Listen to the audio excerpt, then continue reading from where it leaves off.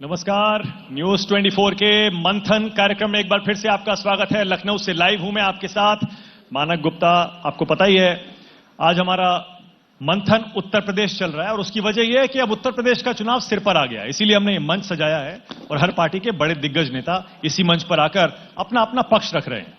मंथन के इस सेशन में हम बात करने वाले हैं इस चुनाव की एक ऐसी सच्चाई की इसे कोई नहीं नकार सकता। हिंदुस्तान में कहीं भी चुनाव होता है, जाति हमेशा एक बहुत अहम फैक्टर बन जाती है और यूपी के चुनाव में यह बात और ज्यादा सच हो जाती है। क्या इस बार भी उत्तर प्रदेश के चुनाव में जातियां बहुत बड़ा रोल प्ले करने वाली हैं, खासतौर से ओबीसी समुदाय। आपको याद ही होगा बीजेपी किसी जमाने में अपर कास्ट ऊंची जातियों की पार्टी मानी जाती थी, लेकिन यह सब बदलना शुरू हुआ 2009 के बाद, खासतौर से 2014 के बाद। 2019 के बाद तो माना गया ओबीसी का 70-80% वोट बीजेपी को गया है।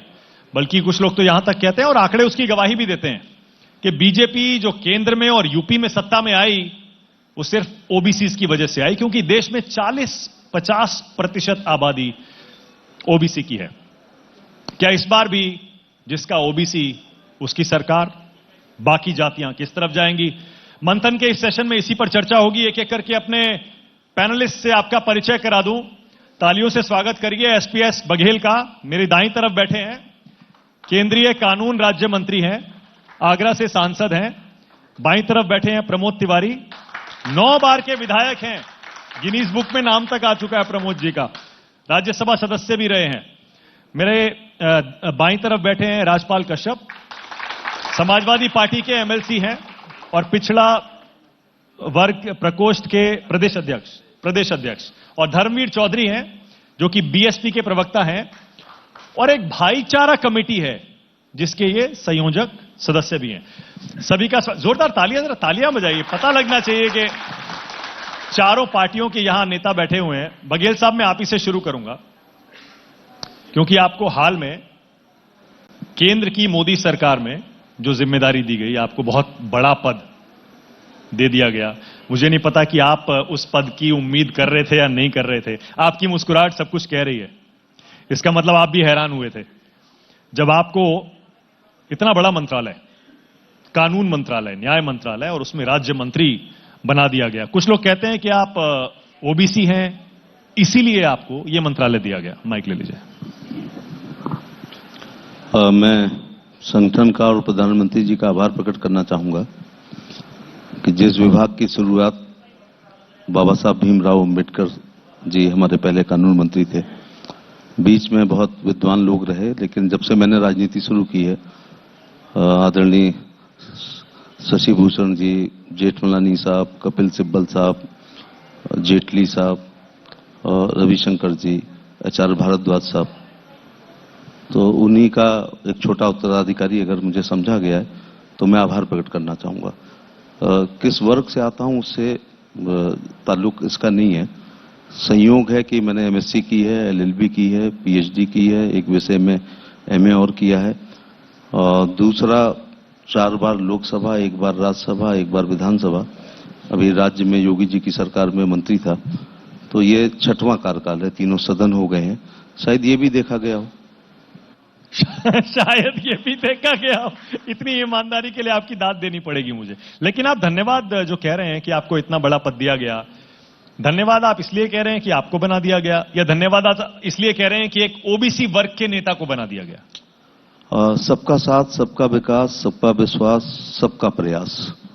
मोदी जी एक ऐसा चश्मा पहनते हैं जिसमें सब एक से नजर आते हैं। मोदी जी ने एक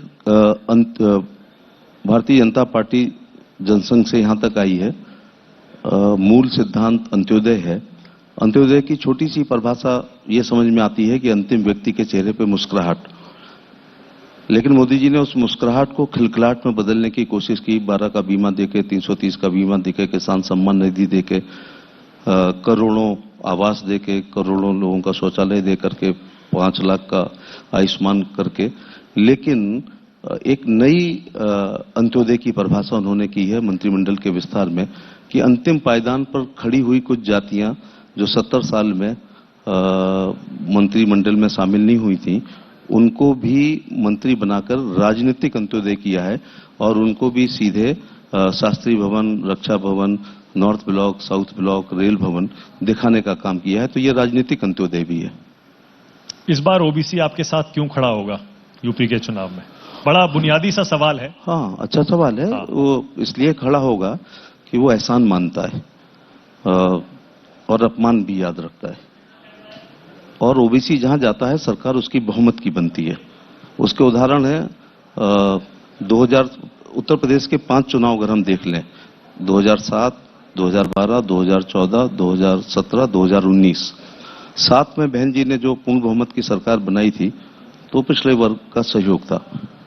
12 में अखिलेश जी आए तो ओबीसी का बड़ा बहुमत मिला और 14, 17, 19 में लगातार हम लोगों को मिल रहा। मैं इसको ऐसे समझाऊंगा, ये बात माननी पड़ेगी, यद्यप जाति जनगणना उजागर नहीं हुई है, लेकिन ये राजनीतिक पंडित जानते हैं कि उत्तर प्रदेश में 50% से ऊपर ओबीसी है।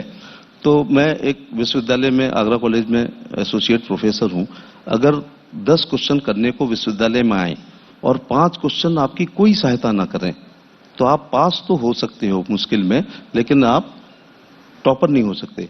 तो 7 में जो पूर्ण बहुमत चौधरी साहब का आया, 12 में कश्यप जी का आया, 14 में भाजपा, 17 में भाजपा, 19 में, तो आप इस आंकड़े को कैसे जुटा सकते हैं कि हमें पिछड़ा नहीं मिला लेकिन हमने 325 पाए, पिछड़ा नहीं मिला। मैं उस आंकड़े को झुटला नहीं रहा हूं, बल्कि मैं तो ये कह रहा हूं कि ओबीसी की वजह से आपकी सरकार बनी है। इस बार क्यों आपके साथ खड़ा? वो इस बार इसलिए मिलेगी कि कुछ ऐसे बड़े काम हुए हैं।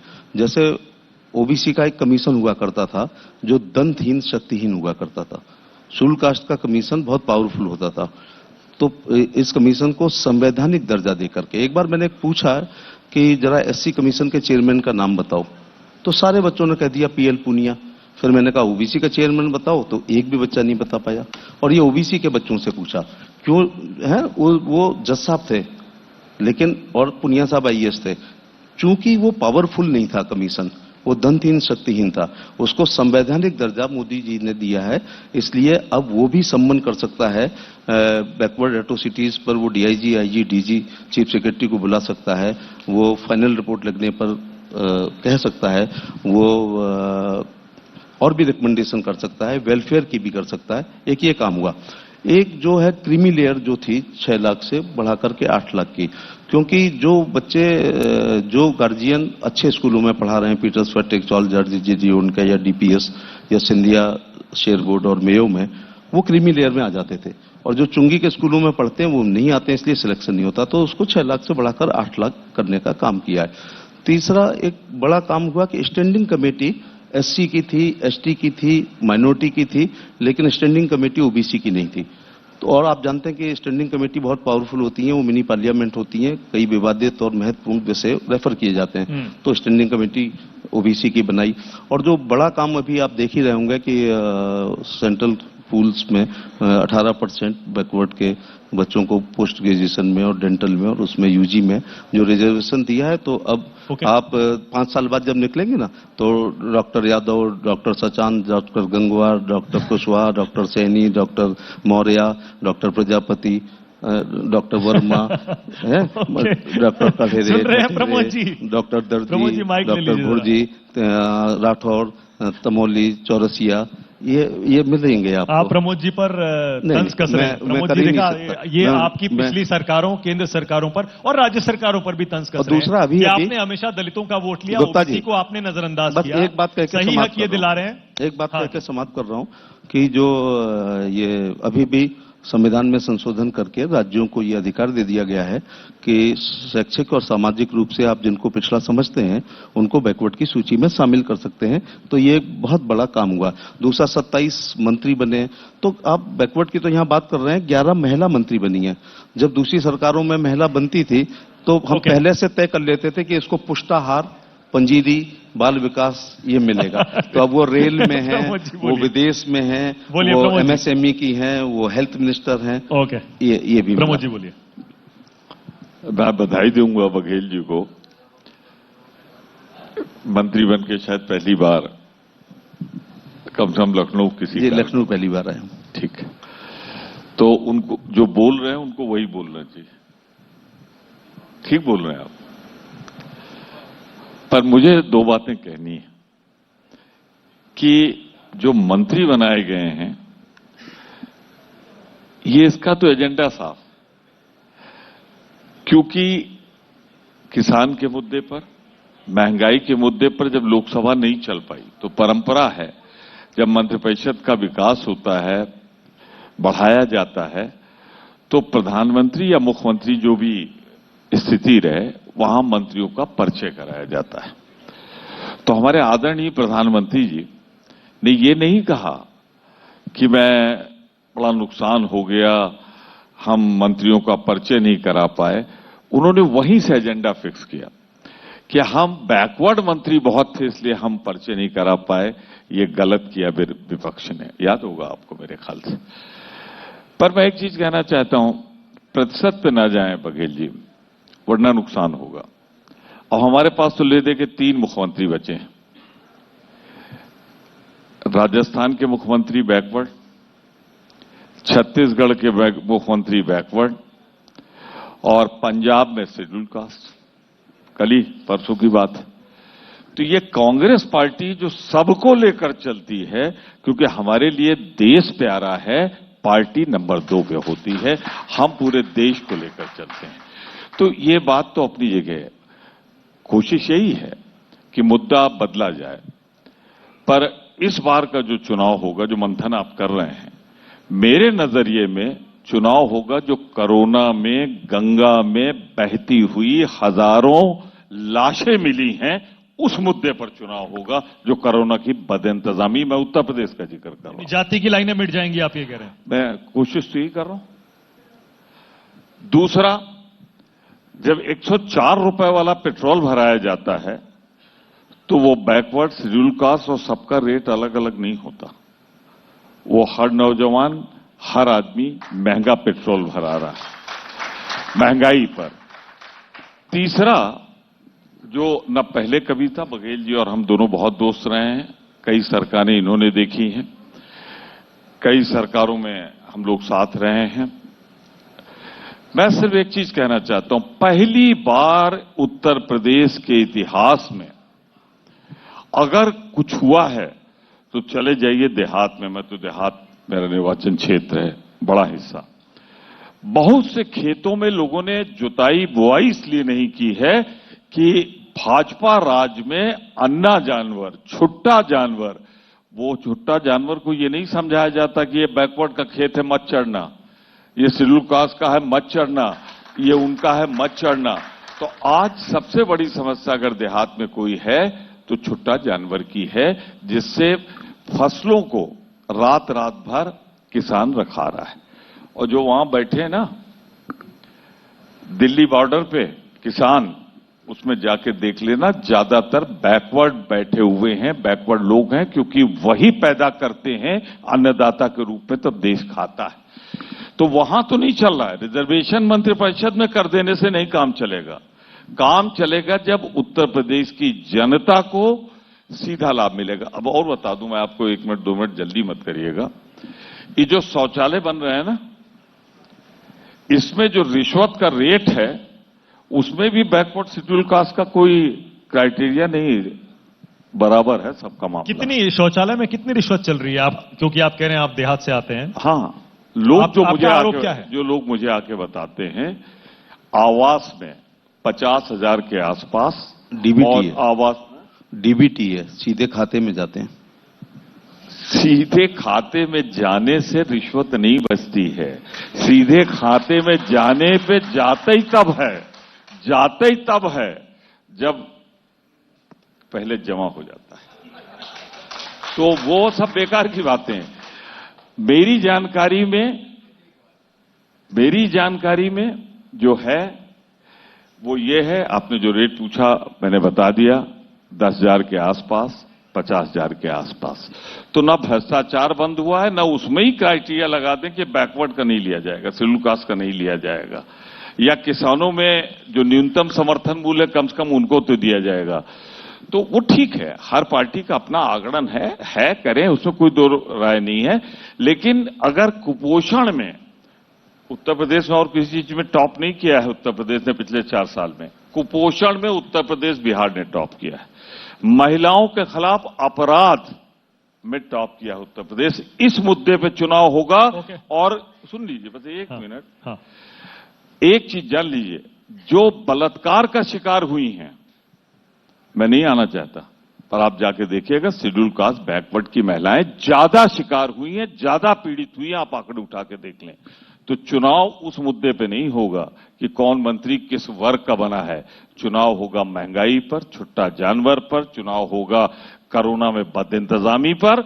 और मेरा अपना आकलन है, मुझे भी थोड़ा बहुत चुनाव लड़ने का अनुभव है, कि भारतीय जनता पार्टी जो दिवा स्वप्न रात में सपने देख रही है, देखने का अधिकार भी है, अब दिन में भी देखने लगी है, ये चुनाव भाजपा का वाटरलू साबित होगा।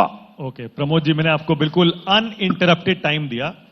बस मैं इतनी सी बात कह दूं, उसके बाद राजपाल जी और धर्मवीर जी के पास भी जाना है, कि अगर वाकई ऐसा होता, जमीनी सच्चाई ये होती कि सारे इन मुद्दों पर चुनाव हो रहा होता, तो सारी की सारी पार्टियां अलग अलग जातियों को अलग अलग सम्मेलन करके, अलग अलग यात्राएं निकाल के अपनी तरफ करने की कोशिश नहीं कर रही होती, इंक्लूडिंग कांग्रेस। राजपाल जी, मैं एक चीज कह दूं, आपकी पार्टी भी कर रही है, आपने कांग्रेस का नाम कांग्रेस ले लिया, भी कर रही है। कांग्रेस का नाम ले लिया तो मुझे कांग्रेस की तरफ से कहना है, कांग्रेस सबको साथ लेकर चलती है, सबकी तरह करती है। अब ये नहीं, अब ये पर अलग अलग जातियों के लिए अलग अलग कार्यक्रम तो कर रहे हैं ना। चुनाव के पहले 600 मरवा दो और उसके बाद प्रबुद्ध सम्मेलन करो, उससे काम चलने वाला नहीं है।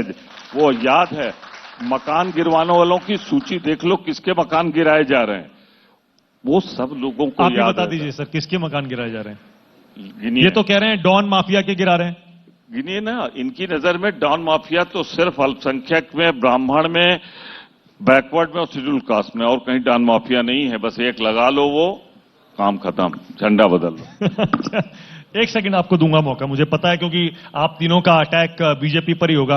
राजपाल जी बोलिए, आपका क्या है ये ओबीसी, क्योंकि आप तो पिछड़ा वर्ग के प्रदेश अध्यक्ष भी हैं प्रकोष्ठ के। पिछड़ा किस तरफ जाएगा? ओबीसी पिछड़ा जिस तरफ जो आपने चला रखा, पिछड़ा जिसकी तरफ होगा उसकी सरकार बनेगी। अब पिछड़ा इस बार समाजवादी पार्टी और माननीय अखिलेश यादव जी की तरफ है। क्यों? वो इसलिए है क्योंकि इन्होंने पिछड़ों को झांसा दिया, बीजेपी ने जुमलेबाजी दी। ये जब माननीय अखिलेश यादव जी सरकार में थे तो कहते थे सारे कलेक्टर यादव हैं। अब मैं यात्रा पे निकला हूं, सामाजिक न्याय यात्रा पे 3 चरण मैं घूम चुका हूं। किसी जिले में हमें मौर्य का बेटा कलेक्टर नहीं दिखाई पड़ा, कश्यप का बेटा कलेक्टर नहीं दिखाई पड़ा, पाल का बेटा कलेक्टर नहीं दिखाई पड़ा, विश्वकर्मा का बेटा कलेक्टर नहीं दिखाई पड़ा, साहू का बेटा कलेक्टर नहीं दिखाई पड़ा। तो कौन दिखाई पड़ा? कौन दिखाई पड़ा? अब ये तो सरकार बताए कौन बैठा है ना, मैंने तो देखा है। अरे जब गए आप, मैं पूछ रहा हूं, जब आप गए आपको पिछड़ी जातियों का नहीं दिखाई पड़ा, तो कौन सी जाति का दिखाई पड़ा? थानेदार भी दिखाई नहीं पड़ा। कौन सी जाति का था? ये एसपी सिंह बघेल साहब हैं। बघेल साहब के जिले में क्या बोल नहीं रहे राजपाल जी, बोल नहीं रहे। मुख्यमंत्री की जात, मैक्सिमम लोग मुख्यमंत्री की जात के लोग बैठे हैं। अच्छा, योगी आदित्यनाथ जी की। हाँ, और थानों में आप गोरखपुर में देखिए 70-80% उनके लोग बैठे। हमारी सरकार को तो बदनाम किया गया था, कहा 58 एसडीएम यादव हो गए। हम मुख्यमंत्री जी से सदन में मांगते हैं, आज तक सूची नहीं उपलब्ध करा पाए। आप बताओ ना, सूची 58। अच्छा राजपाल जी बड़ा क्लियर है, और ये तो आंकड़े अपनी कहानी खुद कहते हैं कि ओबीसी का आपको तो सिर्फ यादव वोट मिलता है, गैर यादव सारा बीजेपी की तरफ चला गया। डोमिनेंट कास्ट है ना यादव। आपने यादवों की आड़ में सारे जो निचली पायदान पर ओबीसी बैठे हैं उनका आपने शोषण किया, इसीलिए चला गया सारा बीजेपी की तरफ। अब पछताए क्या हो, चिड़िया चुग गई खेत। मानक जी, ये राजपाल कश्यप क्या यादव हैं?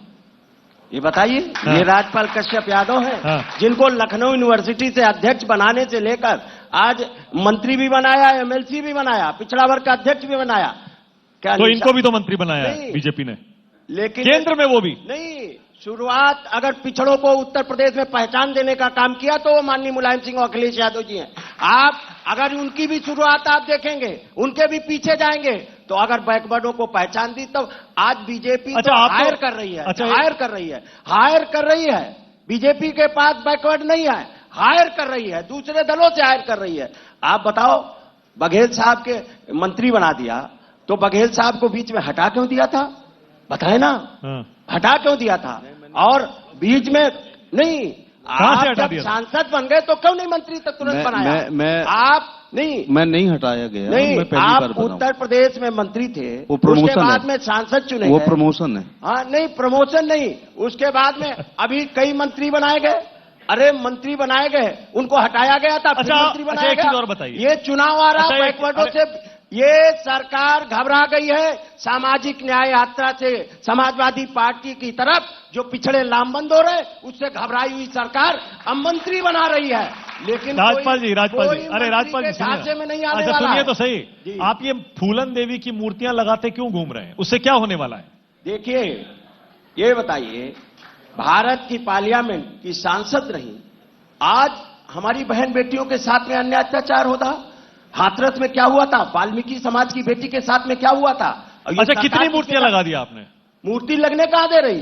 अगर कौन नहीं लगने दे रहा है? ये बीजेपी सरकार। क्यों नहीं लगने दे रहा? ये इसलिए नहीं लगने दे रही, जो बहन बेटियों को अपना जूती समझते थे, वो लोग नहीं लगने देना चाहते हैं कि बहन बेटियों का सम्मान हो। अन्याय अत्याचार के खिलाफ लड़ने वाली। बघेल साहब, पहले आप जवाब दे बताइए, दीजिए। ओके, जवाब, आपका जवाब ले रहा हूं, आपका जवाब ले रहा हूं। सत्ता संरक्षित रुकिए ना, लोगों ने रुकिए तो सही, एक सेकंड, जवाब ले रहा तोड़ने हूं। का काम किया। बघेल साहब जवाब दीजिए, फिर आ रहा हूं धर्मवीर जी, बोलिए। आप 2022 के उत्तर प्रदेश के चुनाव को मद्देनजर रख करके यहाँ बात कर रहे हैं, खासतौर से ओबीसी को देखते हुए। थोड़े पीछे चले हैं, उत्तर प्रदेश में भारतीय जनता पार्टी की जब पहली बहुमत की सरकार बनी थी तो कल्याण सिंह जी मुख्यमंत्री बने थे, दोबारा कल्याण सिंह जी बने थे। दिल्ली का रास्ता यूपी से होकर जाता है, इतना बड़ा सूबा उनको दिया गया। मध्य प्रदेश के जो 2 या 3 बार से मुख्यमंत्री हैं शिवराज सिंह चौहान, वो पिछड़े वर्ग के हैं। झारखंड के जो थे वो रघुवर दास, वो पिछड़े वर्ग के हैं। महामहिम राष्ट्रपति जी शुरू का प्रधानमंत्री बल्कि अति पिछड़े के हैं। एक एमबीसी शब्द भी होना चाहिए। यादव और राठौर दोनों एक श्रेणी में कैसे रखे जा सकते हैं? तो मोस्ट बैकवर्ड क्लास के हैं वो, अति पिछड़े के। तो कई पिछड़ों में अति पिछड़े की हालत कई दलितों की बड़ी जात से भी बदतर है। महामहिम राष्ट्रपति आप देख ही रहे हैं। मैं ज्यादा आंकड़े नहीं जानता हूं, लेकिन आगरा में जाटो समाज की बेबी रानी मौर्य गवर्नर बनाई गई, कल वो राष्ट्रीय उपाध्यक्ष बनाई गई हैं। एससी कमीशन के चेयरमैन भी आगरा से हैं। तो डॉक्टर धर्मेश मिनिस्टर हैं। तो ये 3-3, 4-4 लोग, तो ये ऐसा करके अंत्योदय हो रहा है। केवल ये दोनों वर्ग मिलाकर 70-80% बनता है, तो राजनीतिक अंत्योदय है ये। और ये सच भी है। क्या कल्याण सिंह जी, आप 22 को मद्देनजर 91 में क्या मजबूरी थी? जी, 91 में कल्याण सिंह जी बने थे ना। हाँ, रघुवरदास जी बने, और धर्मवीर जी, ये सच भी है, ये सच भी है। आपको तो पिछले चुनाव का आंकड़ा मुझे याद दिलाने की जरूरत नहीं है, जब एससी, एसटी, ओबीसी, हर जात, सब जाति भूल गए और हिंदू बनकर विकास राष्ट्रवाद के मुद्दे पर बीजेपी के साथ आ गए थे। इस बार क्यों नहीं आएंगे? मानक जी, मुझे आपने सबसे बाद में मौका दिया है, तो मैं जरा तीनों जो महानुभाव बैठे हैं, जरा मैं बारी बारी से इनसे कुछ क्वेश्चन भी करूंगा और इनका जवाब भी दूंगा। इस देश में बाबा साहब ने जो संविधान की रचना की और उसमें एसटी, एसटी, ओबीसी के लिए 340, 341, 342 की अनुच्छेद की जो व्याख्या की, उसको सबसे ज्यादा कुचलने का काम अगर किसी सरकार ने किया तो कांग्रेस ने किया। और उसके बाद में जो 10 साल का समय सरकार में बीजेपी रही, उसके बाद बीजेपी ने कुचलने का काम किया, संविधान को कुचलने का काम किया, ओबीसी के हक अधिकारों को कुचलने का काम किया। 1953 में काका कालेकर आयोग बना और 63 साल तक वो काका कालेकर आयोग रद्दी की टोकरी में पड़ा रहा, लेकिन कांग्रेस ने उसे लागू नहीं किया। जब वोट रद्दी की टोकरी में चला गया तो फिर मंडल आयोग बना। मंडल आयोग की सिफारिशें भी रद्दी की टोकरी में चली गई। लेकिन जब 1989 में बीपी सिंह साहब की सरकार थी तो मान्यवर साहब काशीराम जी, देवीलाल जी और आदरणीय बहन कुमारी मायावती जी के बहुत अथक प्रयासों से मंडल आयोग की सिफारिशों को लागू किया गया। बाबा साहब ने जो ओबीसी के लिए 65% की व्याख्या संविधान में की थी, लेकिन 27%, मात्र 27% ओबीसी को आरक्षण मिला। और उस तत्कालीन सरकार को बीजेपी बाहर से समर्थन दे रही थी। बघेल साहब कानून मंत्री हैं, ज्यादा बेहतर जानते हैं, बीजेपी के केंद्रीय मंत्री हैं। जैसे ही ओबीसी के मंडल आयोग की सिफारिशों को देश में लागू किया गया, बीजेपी की सरकार ने उस सरकार से, बीजेपी की पार्टी ने उस सरकार से समर्थन वापस लेकर के उस सरकार को गिरा दिया। ये नहीं चाहते, ईमानदारी से नहीं 21 चाहते। में आ जाइए। ये ईमानदारी से नहीं चाहते कि ओबीसी का भला हो। जाटों को कांग्रेस ने एक दिन पहले 9 राज्यों में जाटों को आरक्षण दिया, ओबीसी की सेंट्रल लिस्ट में, एक दिन पहले, बगैर किसी तैयारी के। और मोदी जी ने अपने निवास पर बुला करके कहा कि मैं सुप्रीम कोर्ट से कटे हुए आरक्षण को दोबारा से लागू करवाऊंगा, लेकिन वो कोरा झूठ साबित हुआ। 9 राज्यों में जाटों के आरक्षण को काटने में बीजेपी और कांग्रेस दोनों का योगदान रहा। ये ओबीसी के लोगों को कितना छलने का और ठगने का काम कांग्रेस और बीजेपी के लोग करेंगे। केशव प्रसाद मौर्य जी के नेतृत्व में उत्तर प्रदेश में चुनाव हुए, ओबीसी का मुख्यमंत्री बनेगा, लेकिन मुख्यमंत्री कौन बना? बाबा योगी आदित्यनाथ बने। और वो किस बिरादरी से, किस जाति से हैं, ये दुनिया जानती है। तो ये किस आधार पर कहते हैं कि हम ओबीसी का भला करेंगे? ये ओबीसी के वोट लेना चाहते हैं, लेकिन ओबीसी का भला नहीं करना चाहते। ओबीसी का भला अगर कोई कर सकता है तो वो बहुजन समाज पार्टी कर सकती है, उसकी नेता आदरणीय बहन कुमारी मायावती कर सकती हैं, बाबा साहब का संविधान कर सकता है। इसी नोट पे धर्मवीर जी, और ये जो कस्टर साहब मेरे बराबर में बैठे हैं, जब इनकी सरकार बनती है तो 27% के कोटे में एक भी जाट, गुजर, प्रजापति अगर कोई भर्ती हो जाए चपरासी से लेकर एसडीएम तक, तो आप मुझे बता दीजिएगा। धर्मवीर जी, यादव महासभा का एक सूत्रीय कार्यक्रम चलता है। प्लीज रुकिए ना, इसलिए कह रहा हूं कि देखिए, इसीलिए इनकी सरकार को भी धर्मवीर जी लोगों ने बेदखल कर दिया। अब रुकिए ना प्लीज। अच्छा, धर्मवीर जी का क्या है ना, एक सेकंड, धर्मवीर जी का क्या है ना, टीवी डिबेट्स पर भी राष्ट्र की बात में आते हैं, इनको रोकना बड़ा मुश्किल हो जाता है, बड़े भावुक हो जाते हैं, बोलते हैं तो नहीं, मैं बहुजन समाज पार्टी का कार्यकर्ता हूं, मैं रुकूंगा नहीं आपसे। अच्छा रुकिए ना, इन बराबर बैठे वालों से रुकूंगा। आप राष्ट्र की बात में आइएगा, मैं आपको और टाइम दूंगा, बिल्कुल टेंशन मत लीजिए आप। छोटा सा ब्रेक दे रहा हूं।